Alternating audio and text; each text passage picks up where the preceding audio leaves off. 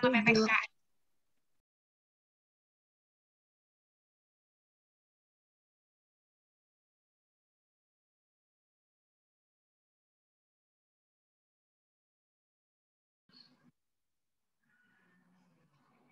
Ya, sebelumnya bagi yang belum pernah ikut kelas ekonomi, jadi kenalin, nama aku Raul. Aku dari jurusan Pembangunan Ekonomi Kewilayahan UGM. Nah, biasanya aku ngajar ekonomi, sekarang aku pengen nambahin kelas PBM yang atau kayaknya cuma minggu ini atau seadanya aku waktu gitu. Nah, suaraku kedengeran nggak? Kedengeran kok, Kak. Kedengeran, Kak. Jadi sistem PBM-nya, aku mau, kan ini ada beberapa soal. Nah, aku mau kalian jawab dulu 1 menit di kolom chat. Nggak apa-apa salah, nanti baru kita bahas bareng-bareng. Setuju ya?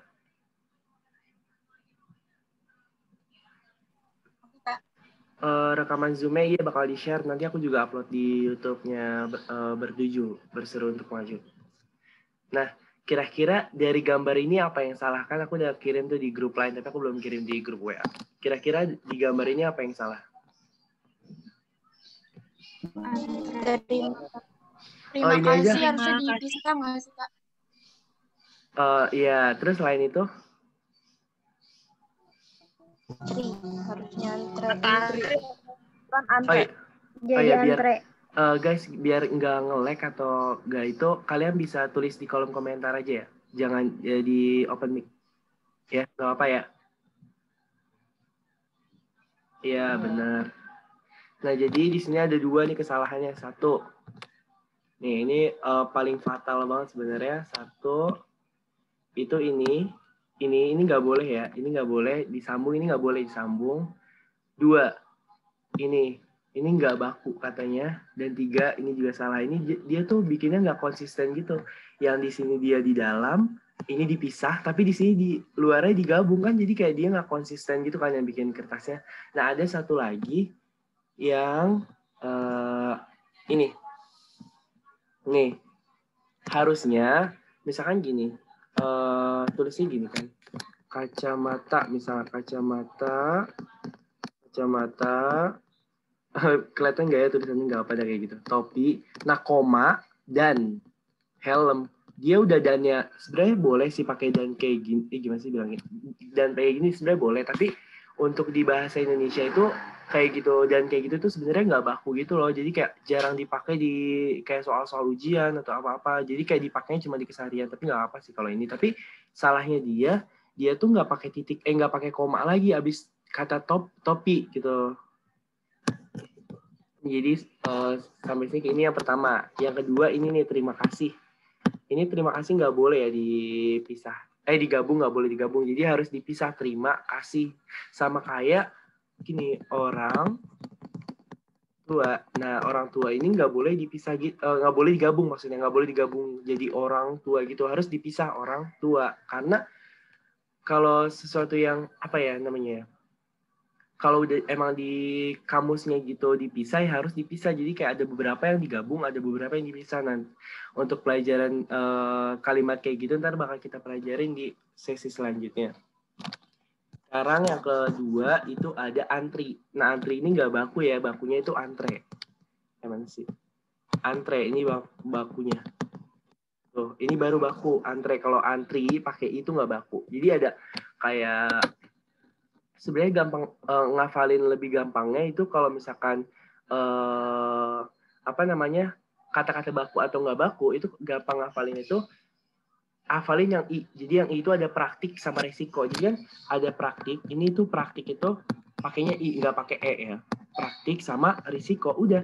Selain ini, maksudnya kayak kebanyakan di soal-soal yang pernah muncul selain ini tuh pakainya e kayak antre, atlet, apotek gitu-gitu. Jadi pakainya selain praktik dan risiko ini yang apa yang sering muncul di soal ujian kayak gitu. Nah sekarang ada lagi nih, salah lagi nih di bacaan apa sih kata depan atau preposisi. Nah jadi ada di yang disambung, ada di yang dipisah.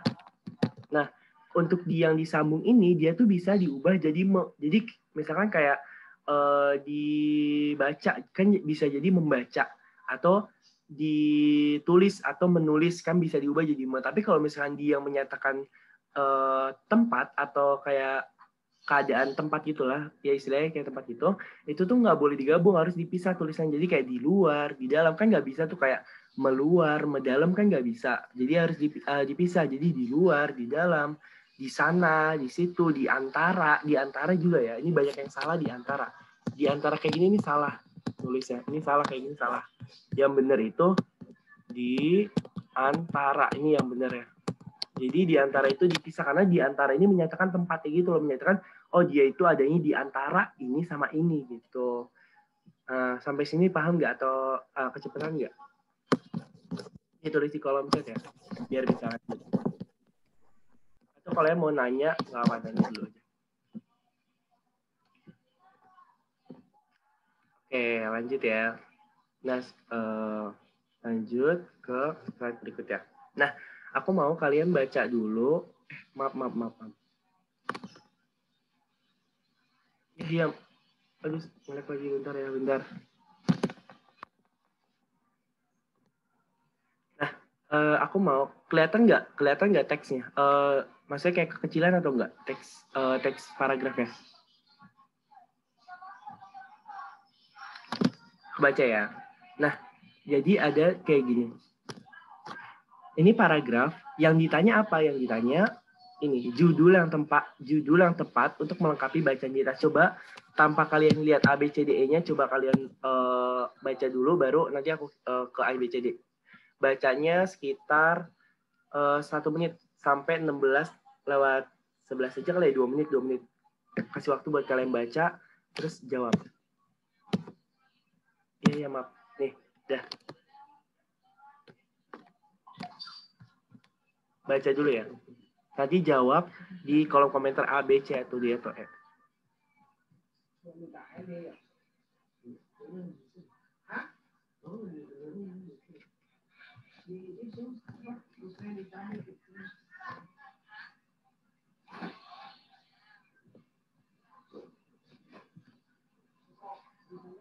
Ditulis ya jawabannya ya. Maksudnya ditulis di kolom komentar apa judul yang tepat.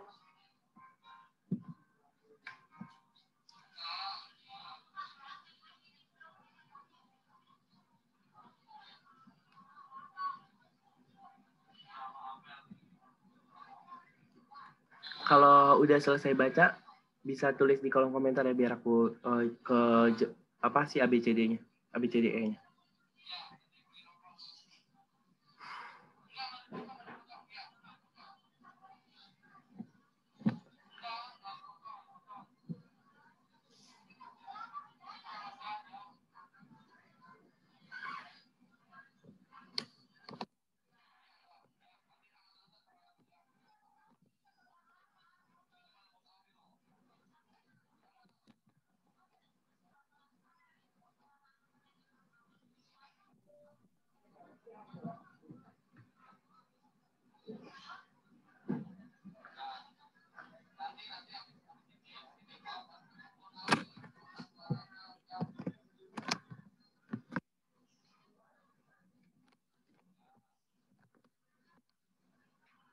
Udah selesai belum bacanya?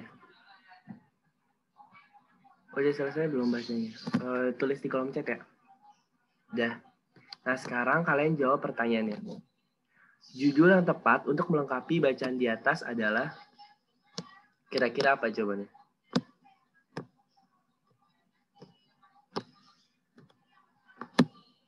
Apakah A, dampak sanitasi buruk, atau B, sanitasi lingkungan adalah hal yang penting, atau C, akses sanitasi yang terbatas, atau D, faktor penyebab sanitasi buruk, atau E, kematian akibat sanitasi buruk.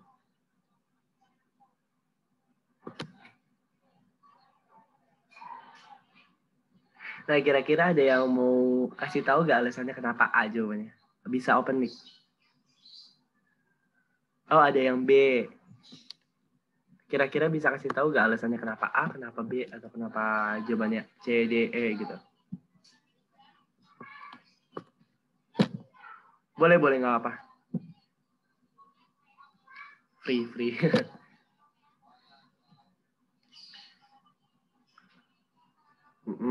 Bisa jadi. Ada lagi yang mau jawab alasannya?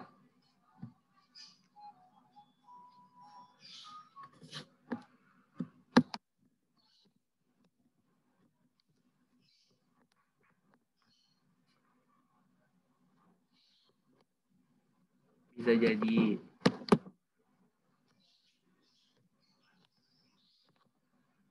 Paragraf 1, 2 di kalimat 1 bahasa dampak. Jadi kebanyakan bahas dampak, tapi ada yang bahas, ada yang jawab B, sanitasi lingkungan adalah hal yang penting. Coba kita ke paragrafnya. Kita tentu sering mendengar istilah sanitasi, bukan ya? Sanitasi atau biasanya dikenal sebagai prinsip-prinsip untuk mentiadakan atau menguasai faktor lingkungan yang dapat menimbulkan penyakit melalui kegiatan seperti pengendalian, sanitasi air, sanitasi makanan, pembuangan kotoran, air buangan dan sampah, sanitasi udara, vektor dan binatang, pengerat, serta hygiene merupakan hal yang penting untuk diperhatikan dalam kehidupan sehari-hari. Nah, kira-kira paragraf 1 itu ngebahas apa? Ya, jadi paragraf 1 itu ngebahas tentang artinya apa sih sanitasi, apa yang dimaksud sanitasi. Kan biasanya kalau sebuah paragraf itu kan pasti ada pengertian, ada baru ke masalah pokok paragrafnya. Sekarang di paragraf 1 ini ngebahas tentang apa itu sanitasi. Ya udah kita tanda ini. Oh, ini paragraf 1 ini ngebahas tentang pengertian atau arti dari sanitasi. Arti aja biar semua. Nah, sekarang kita lihat ke paragraf 2, karena dengan cara kita soal apa yang judul yang tepat, kita nggak bisa melihat judul itu cuma dari satu paragraf. Kita harus lihat juga dari beberapa paragraf di dalam satu teks tersebut. Jadi kan yang paragraf pertama itu benar nih, pengertian umum sanitasi. Nah, yang kedua, sanitasi pada lingkungan kesehatan, sumber daya manusia, dan ekonomi dapat memberikan dampak signifikan bila tidak diperhatikan dengan baik. Di Indonesia sendiri sudah ternyata beberapa masalah sanitasi yang terjadi karena kurangnya memperhatikan kebersihan, higienis, makanan, air, dan komponen kesehatan soal insiden. Nah, ini udah sebenarnya udah ngebahas nih. Paragraf 2 ini udah merujuk ke dampak dari sanitasi. Nah, dampak dari sanitasi. Ini udah merujuk ke dampaknya. Dampak. Sekarang kita lihat paragraf 3, apakah juga tentang dampak ataukah yang lainnya. Coba kita lihat paragraf 3. Sejumlah 100.000 anak menjadi korban kematian akibat diare. Setiap tahunnya di Indonesia berdasarkan data yang dicatat. Nah, berarti ini udah mulai dari paragraf 3 juga udah ngebahas tentang dampak. Jadi udah jelas kan dari paragraf 1 kita dapat pengertiannya. Oh, pasti emang setiap suatu teks itu pasti paragraf 1 itu pasti kayak masalah umumnya dulu atau pengertian umum atau masalah umum atau lainnya yang lebih umum dulu, baru ke masalah pokoknya, baru ke pokok-pokoknya atau kalimat penjelas di paragraf selanjutnya. Nah, kalau udah dampak nih, paragraf 2 dampak, paragraf 3 dampak, kan yang lebih dominan yang dibahas itu kan, kalau mencari judul itu bukan cuma dilihat 1 paragraf, 2 paragraf, atau 3 paragraf. Jadi untuk mencari judul judul suatu teks itu harus dilihat juga semua paragrafnya yang lebih dominan tuh ngebahas apa. Nah, kalau di paragraf ini lebih dominan ngebahas tentang dampak dari si sanitasi yang buruk itu. Gitu. Nah, jadi jawaban yang benar adalah A. Nah, tadi udah kenapa, tapi ada yang jawab kenapa B. Nah, sanitasi lingkungan adalah penting. Nah, sebenarnya B itu dia nggak bisa dijadiin judul. Kan yang ditanya judul, tapi ini bisa dijadiin tema atau gagasan pokok dari paragraf tersebut. Karena paragraf itu kan memberitahu tentang kayak dampak sanitasinya, pengertian sanitasi itu apa, terus dampaknya kalau buruk gimana. Nah, kalau misalkan judul itu nggak bisa, sanitasi lingkungan adalah hal yang penting. Tapi kalau misalkan tema atau gagasan pokok atau gagasan utama itu bisa jawab dengan sanitasi lingkungan adalah hal yang penting. Tuh. Nah, kira-kira di nomor ini udah paham nih penjelasannya. Kan judul sebagai kepala karangan hendaknya tidak melenceng dari tema bacaan. Syarat judul yang baik adalah mencakup keseluruhan problema dalam bacaan, tidak boleh deklaratif. Nah, deklaratif itu apa? Deklaratif itu kalimat pernyataan. Jadi kayak deklaratif contohnya kayak gini. Indonesia adalah negara demokrasi. Nah, itu kalimat pernyataan. Itu nggak boleh. Kalau judul itu dalam bentuk kalimat pernyataan tuh nggak boleh. Contohnya kayak gitu. Indonesia adalah negara demokrasi. Nah, itu namanya kalimat pernyataan. Nah, kedua, apabila kita amati gagasan utama per paragraf, jadi tahap-tahap untuk mencari judul, kadang ada yang apa sih namanya, ada yang simpel, ada yang ribet. Nah, tahap-tahapnya apa sih? Tahap-tahap dalam mencari judulnya itu, judul yang tepat. Nah, sekarang kita harus baca dulu per paragraf. Kita nggak bisa kayak apa sih, kayak baca dari satu paragraf aja, nggak bisa. Kita harus baca dulu tiap paragraf, kita cari gagasan utama yang misal di paragraf 1 kayak tadi, itu pengertian. Paragraf kedua, dampak, gagasan utamanya. Paragraf 3, dampak juga, ya pasti yang kita ambil kesimpulan bahwa temanya adalah dampak yang disebabkan dari sanitasi yang buruk. Nah, ini berarti udah jadi hal yang dominannya di dalam teks tersebut. Nah, jawaban B salah karena kalimat deklaratif. Nah, kalimat deklaratif kan tadi nggak boleh tuh. Kalau CDE itu nggak mencakup keseluruhan. Jadi nggak, kurang pantas untuk dijadikan judul. Karena kan akses sanitasi yang terbatas nggak ada di bacaannya. Faktor penyebab sanitasi buruk kan nggak ada. Adanya cuma dampak, nggak ada faktor yang nyebabin kenapa sanitasinya buruk. Nah, kematian akibat sanitasi buruk, jadi dia itu kematian akibat sanitasi buruk itu nggak mendominan dari teks tersebut. Gitu. Kira-kira sampai sini paham nggak atau ada yang mau ditanyain nggak? Ditulis di kolom chat ya, kalau paham atau ada yang mau ditanyain. Oh, tips cara membaca cepat. Kalau ada yang nanya tips cara membaca cepat, kalau aku, kita membaca cepatnya gini aja. Kan misalnya ada paragraf nih, paragraf yang dibaca, usahain yang dibaca itu kalimat awal sama kalimat akhir. Karena kenapa kita baca kalimat awal sama kalimat akhir? Karena biasanya gagasan utama atau gagasan pokok tuh beradanya di kalimat 1,2. Kan kalimat ada paragraf deduktif, ada paragraf induktif. Jadi kayak kalimat utamanya itu bisa di awal paragraf atau kalimat utamanya bisa di akhir paragraf. Jadi nah, maaf ya, boleh di-mute nggak? Jadi, apa namanya, kalau tips cara membaca cepat dari aku itu coba dari satu paragraf, ini satu paragraf aja ya, jadi baca dulu kalimat awalnya, baru ke kalimat akhir, biasanya itu udah mencakup seluruh paragraf itu. Gitu. Paham nggak siapa tadi yang nanya? Gue nggak bisa jawab. Aku lanjut ya. Nah, sekarang kalian coba jawab sampai 16:22. Baca dulu terus jawab apa ini yang salah nih sampai 16:22 baru aku bahas.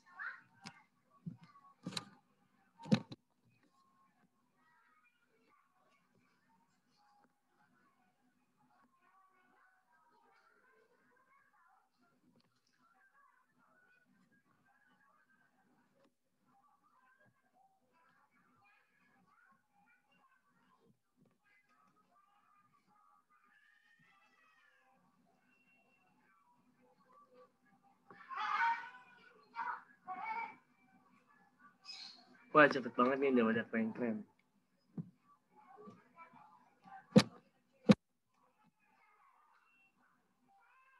Bisa jadi. Oh, jawabannya A nih, A semua. A.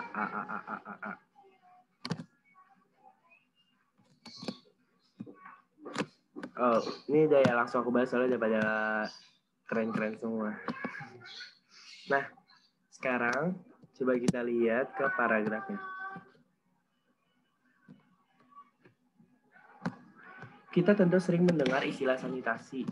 Kan, ya, sanitasi adalah atau yang biasa dikenal dengan prinsip untuk mentiadakan, kita garis ini dulu, mentiadakan atau menguasai, menimbulkan, pengendalian, pengerat. Nah, kira-kira yang salah itu yang mana? Jadi kita lihat dulu nih. Menimbulkan, jangan dari mentiadakannya, benar jawabannya mentiadakan. Kita keep ya, mentiadakan. Benar jawabannya mentiadakan. Kenapa mentiadakan? Karena di dalam apa namanya prinsip dalam keluluhan kata, jadi kan ada terus and atau mengerjakan, mean gitu. Nah, untuk misalkan ada suatu kata yang kayak gini, mentiadakan. Contohnya berarti mentiadakan itu kan kata dasarnya itu tiada kan? Tiada. Kita tulis dulu tiada. Nah, kenapa bisa mentiadakan itu salah? Kenapa bisa mentiadakan itu salah? Karena untuk setiap kata yang digabungkan dengan me atau pe, k, t, s, p itu harus luluh. Jadi misalkan mentiadakan kan harusnya meniadakan kan? Meniadakan. Karena si t ini luluh. Kalau mentiadakan itu nggak boleh. Itu nggak sesuai sama kaidah bahasa Indonesia yang baik dan benar. Nah, contohnya lagi, misalkan ada apa ya? Ada yang bisa kasih contoh nggak kayak kata gitu? Kata apa gitu? Kasih contoh. Misalkan apa ya? Ada yang bisa kasih contoh nggak kata? Kata apa ya? Menguasai, mengerjakan. Oh iya, mengerjakan kan. Kalau misalkan mengerjakan itu kan kata dasar itu kan kerja kan. Coba kita ke slide berikutnya dulu ya. Aku save dulu. Ya, kok bisa sih? Bentar. Hapus dulu. Nah, sini. Ini ada kosong. Contohnya gini tadi. Tadi ada yang bilang mengerjakan. Nah, mengerjakan itu udah betul.